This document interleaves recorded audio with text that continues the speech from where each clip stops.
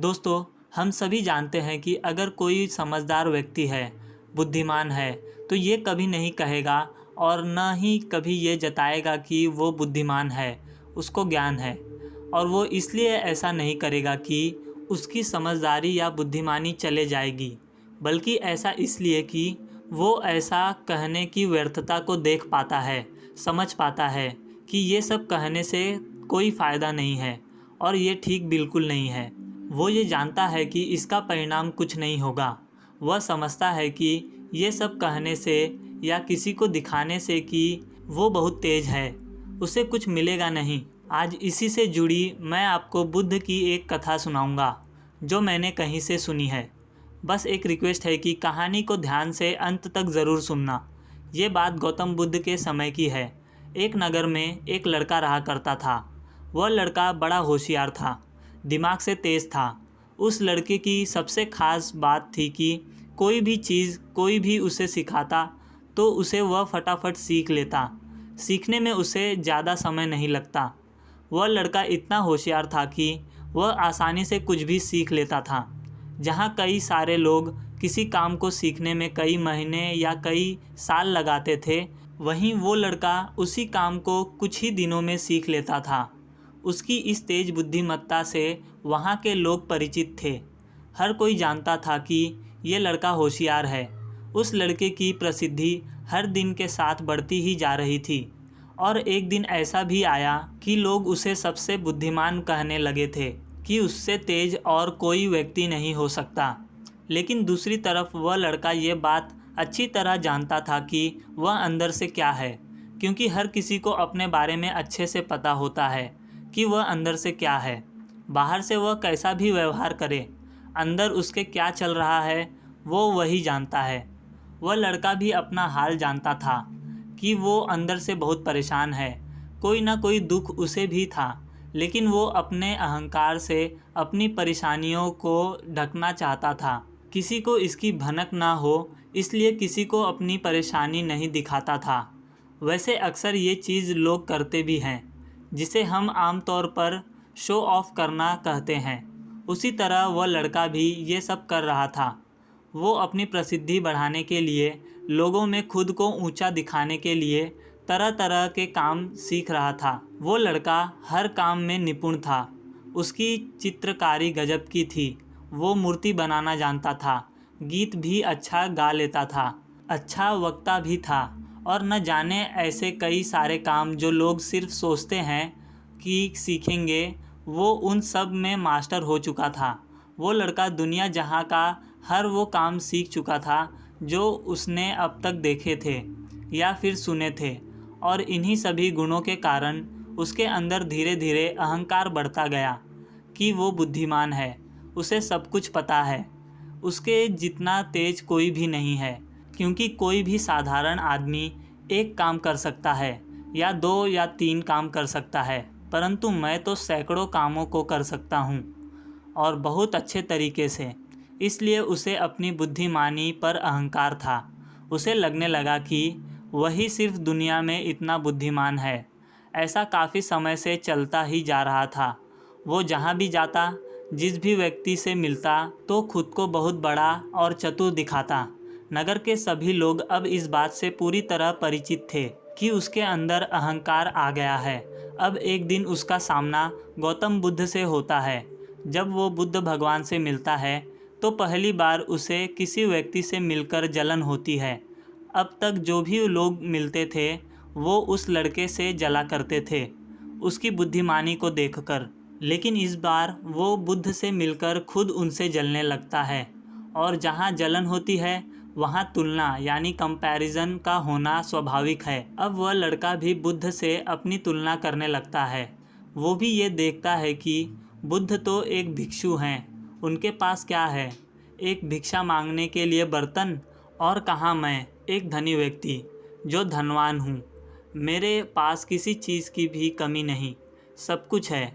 फिर वो बुद्ध के कपड़ों को देखता है, सोचता है कि बुद्ध ने कुछ साधारण कपड़े पहने हुए हैं और कहाँ मेरे पास एक से एक कीमती वस्त्र, मणियों से जड़े हुए, सोने के, चांदी के। और फिर वो बुद्ध के पैरों की तरफ देखता है कि कहाँ ये नंगे पैर चलते हैं और मैं नंगे पैर नहीं चलता।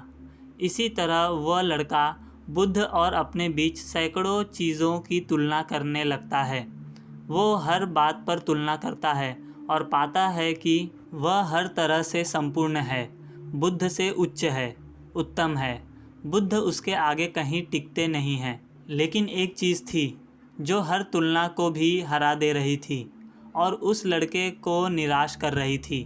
वो हर तुलना के बाद भी यह पाता कि उसे अभी भी बुद्ध से अंदर ही अंदर जलन है। उसके अंदर इतनी तुलना करने के बाद भी 1% जलन कम नहीं हो रही थी। फिर वो लड़का मन ही मन सोचता है कि मैं इस भिक्षु से अपनी तुलना क्यों कर रहा हूँ, है तो ये एक भिक्षु ही, जबकि मेरा जीवन तो इससे 100 गुना 1000 गुना बेहतर है। फिर वो सोचता है कि सभी लोग बुद्ध का इतना सम्मान क्यों करते हैं। आखिर बुद्ध के अंदर ऐसा है क्या जो मुझ में नहीं है, और ऐसा क्या कारण है, ऐसी कौन सी विद्या है, कौन सा ज्ञान है जिससे मुझे बुद्ध से इतनी जलन है।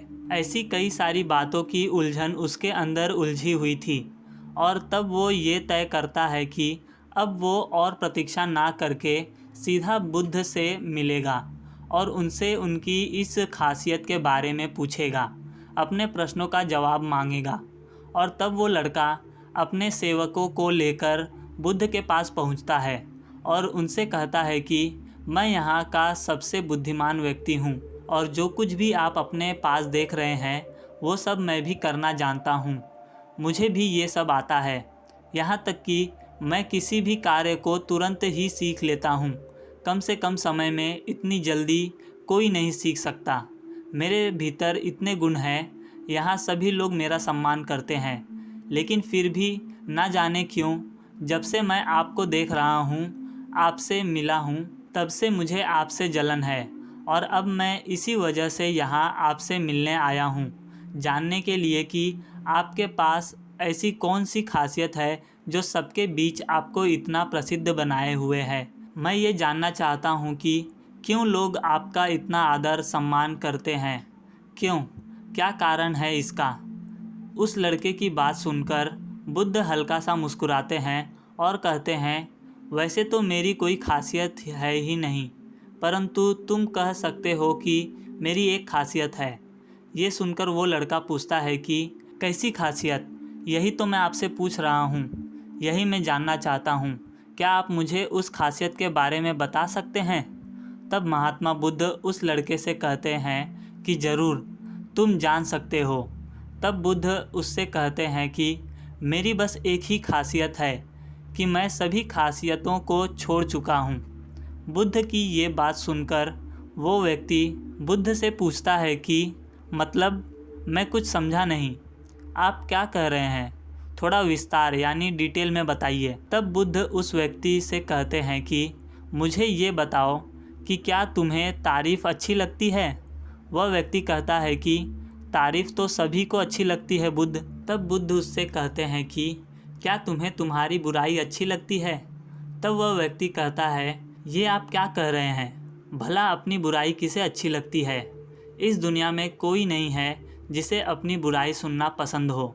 तब बुद्ध उससे आगे कहते हैं कि यही फ़र्क है बस, और यही एक खासियत है मेरी कि जो चीज़ तुम्हें अच्छी लगती है या बुरी लगती है, मैं उन दोनों से परे आ चुका हूँ, क्योंकि ना तो मुझे बुराई कभी सताती है और ना ही मुझे अपनी तारीफ़ खुश करती है।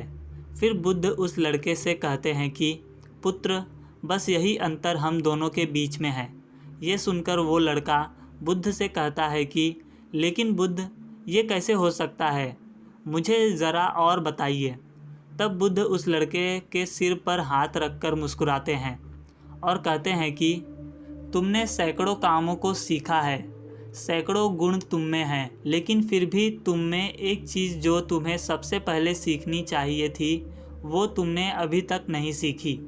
ये सुनकर वह लड़का बड़ी ही हैरानी से बुद्ध से पूछता है कि ऐसा भी कुछ है जो मैंने अभी तक नहीं सीखा, कौन सा काम है वो। तब बुद्ध उससे कहते हैं, खुद के मन को नियंत्रित करना। तब बुद्ध उससे पूछते हैं कि क्या तुम्हें तुम्हारे मन को नियंत्रित करना आता है? बुद्ध की ये बात सुनकर वह लड़का समझ जाता है कि उसकी जलन का कारण यही था कि उसका उसके मन पर कोई नियंत्रण नहीं है। और फिर बुद्ध उससे कहते हैं कि अगर किसी व्यक्ति ने सब कुछ जीत लिया हो, पूरे जगत पर विजय पा ली हो, लेकिन खुद के मन को ना जीत पाए, ना समझ पाए, तो उसने कुछ भी नहीं जीता, तब वो केवल हार गया है। लेकिन वहीं अगर व्यक्ति ने अपने मन को जीत लिया हो, उस पर नियंत्रण कर लिया हो और बाकी सब कुछ गंवा भी दे, तब भी वो अपना सब कुछ खोकर सब कुछ जीत जाता है। क्योंकि वास्तव में बुद्धिमान व्यक्ति वही है जो अपने मन का राजा खुद होता है, जो खुद के मन पर पूरी तरह से राज करता है, उसका उस पर पूरा नियंत्रण हो। वो नहीं जो अपने मन का गुलाम है, जो मन का पूरी तरह नौकर बनकर सब कुछ करता है। अंत में बुद्ध के इन शब्दों को सुनकर उस व्यक्ति की आंखें पूरी तरह खुल जाती है, आंखों से आंसू आते हैं। उसका जो खुद पर पूरा अहंकार था सब चकनाचूर हो जाता है। और तब वह लड़का बुद्ध से कहता है कि आप सही कहते हैं, मैंने अभी कुछ नहीं जीता, बल्कि अभी तो मुझे बहुत कुछ सीखना है। और तब वो आगे कहता है कि महात्मा बुद्ध, क्या आप मुझे भी मेरे मन को जीतना सिखा सकते हैं? उस व्यक्ति की इस बात पर बुद्ध कहते हैं कि अवश्य सिखाएंगे पुत्र, परंतु उससे पहले मैं तुम्हारी सभी खासियतों को तुमसे छीन लूँगा।